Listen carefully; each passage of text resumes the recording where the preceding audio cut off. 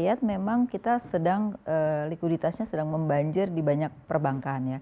Karena di satu sisi kita harus menjaga likuiditas, tetapi di sisi yang lain bagaimana bank bisa beroperasional memberikan kredit. Tapi persoalannya adalah demand-nya yang tidak tumbuh. Jadi bukan banknya yang tidak mau kasih kredit, tapi demand-nya tidak tumbuh. Nah, demand tidak tumbuh karena apa? Karena permintaan masyarakat terhadap barang dan jasa juga menurun secara drastis, di mana pendapatan masyarakat atau daya belinya memang belum kembali seperti semula. Walaupun kita lihat di triwulan 3 dan triwulan 4, perekonomian khususnya adalah PDB itu sudah kembali meningkat dari -5 menjadi -3. Kemungkinan nanti BPS akan meluncurkan sekitar -1,1. Jadi sebenarnya sudah ada pembaikan, tapi dari sisi kredit permintaannya yang belum banyak, sehingga perbankan sekarang berusaha untuk mengelola antara di satu sisi adanya permintaan hampir 20% untuk restrukturisasi ya, di sisi yang lain kredit tidak meningkat tetapi likuiditas meningkat gitu. Nah, jadi di sini memang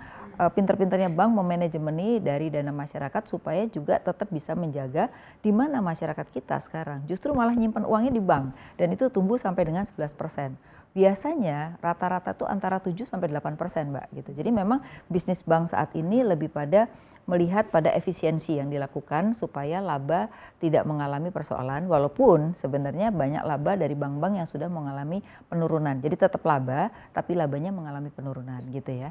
Nah, kemudian juga ada perpanjangan dari OJK mengenai restrukturisasi ini sampai 2022. Jadi bank ini memang harus mengencangkan ikat pinggang khususnya dari pendapatan kredit yang sudah ada itu sampai 2022. Meskipun tren restrukturisasinya sudah menurun begitu? Iya, enggak, artinya menurun, tetapi kan sekarang masih sekitar 1.000 triliun kan. Artinya dari 1.000 triliun itu kemungkinan bisa diperpanjang sampai 2022 begitu. Nah, kalau ini membaik nggak masalah, tapi kalau ini belum membaik berarti kan bisa jadi ada perpanjangan restrukturisasi.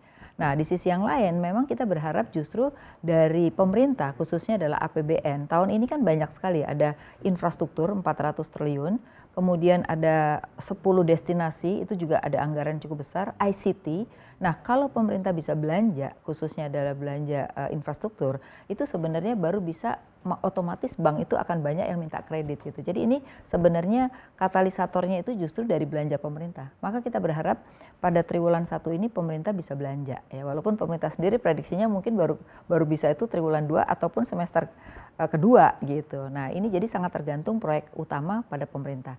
Nanti begitu pemerintah jalan proyeknya, otomatis bank ini akan mengikuti gitu.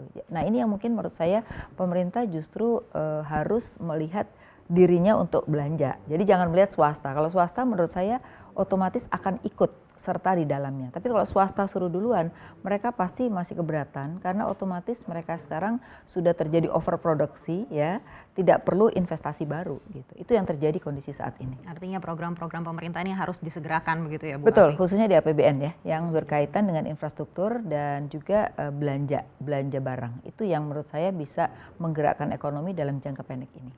Baik, berikutnya kita akan tanya seperti apa pendapat dari Pak Dodi. Ini Pak Dodi, kalau dengan tadi yang disampaikan oleh Bu Afi juga banjir likuiditas seperti ini, apakah ini salah satu faktornya juga karena masyarakat ini masih pesimis terhadap pertumbuhan ekonomi di 2021 ini? Silakan Pak Dodi. Iya Mbak, jadi saya sepakat dengan Bu Afiliani ya. Jadi kondisi likuiditas yang tinggi pada perbankan ini disebabkan karena kondisi ekonominya ya. Jadi kalau kita ngelihat pertumbuhan DPK yang hampir 13% ya, kalau di breakdown itu ya antara deposito, tabungan dan giro, pertumbuhan giro itu hampir 25% loh. Ya, giro ini dari mana? Giro ini dari dunia usaha. Ya, kita ya, rumah tangga nggak pegang giro. Ya, jadi mereka ini bisa berputar ya cash to cash flow cycle-nya kan, tapi nggak berputar. Mestinya kan beli persediaan bahan baku, ya bahan pembantu seperti itu untuk jalan produksi nggak jalan.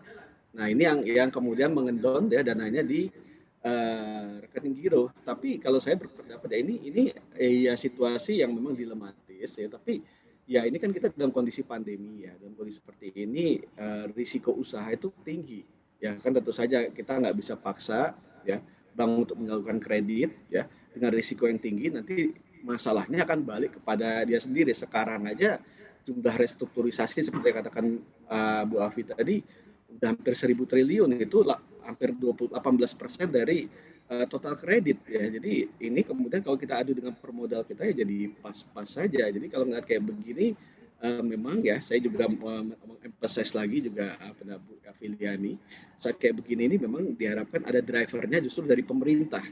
Ya, cuma bagaimana nanti mengakalinya ya, karena pemerintah kita kan juga negara berkembang ya, nggak kaya ya, seperti itu. Kita punya handicap, utang ya, seperti itu. Nah ini yang nanti harus diatasi ya. Mungkin sih salah satu yang saya kepikir itu katastrof bond ya, seperti itu. Ini kan bencana ya, kategori bencana.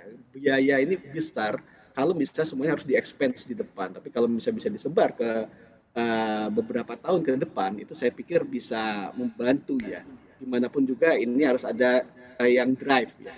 Seperti itu yang saya khawatir apa namanya mengingat kita udah berlangsung setahun ya hampir setahun ini ada damage done ya sudah banyak perusahaan yang tutup dan kita nggak tahu yang sekarang kita bisa jaga di restru tapi kalau mereka yang di restru lempar handuk itu nggak bisa di restru lagi ya NPL hapus jadi beban yang luar biasa besar bagi bank itu juga harus dipikirkan seperti itu.